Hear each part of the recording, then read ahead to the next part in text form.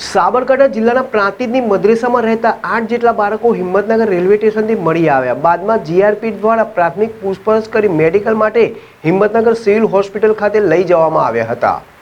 પ્રાંતિજની મદ્રેસામાં રહેતા 8 જેટલા મુસ્લિમ બાળકો સવારે 8 કલાક અને 20 મિનિટે હિંમતનગર રેલવે સ્ટેશન ખાતે આસરવા ઉદયપુર ટ્રેનમાંથી ગભરાટભરી સ્થિતિમાં મળી આવ્યા હતા।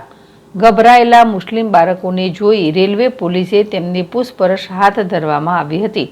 જોકે મરી આવેલ 10 થી 14 વર્ષના બાળકોને પ્રાથમિક પૂછપરછ પૂર્ણ કરી મેડિકલ ચેકઅપ અર્થે હિંમતનગર સિવિલ હોસ્પિટલમાં લઈ જવામાં આવ્યા હતા। બપોરના 11:15 કલાકે હિંમતનગર સિવિલ હોસ્પિટલમાંથી મળતી માહિતી અનુસાર રેલવે પોલીસ 8 બાળકોને મેડિકલ ચેકઅપ અર્થે હિંમતનગર સિવિલ હોસ્પિટલમાં લાવવામાં આવ્યા હતા। ત્યાંના હાજર તબીબી બાળકોનું મેડિકલ ચેકઅપ હાથ ધર્યું હતું। જિલ્લાવલ ZSTV પ્રાંતિજ આચાર્ય બોલું છું। આજે રાત્રે 2:30 વાગ્યાના સમયે આ ટોટલ 8 બાળકો મદરસાથી નીકળી ગયા હતા।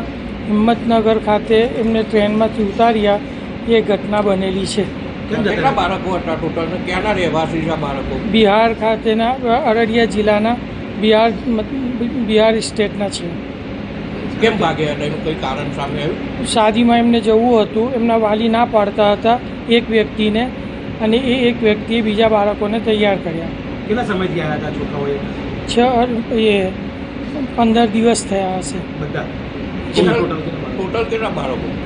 ટોટલ છે અને 50 હતા, અત્યારે હાલ 38 છે।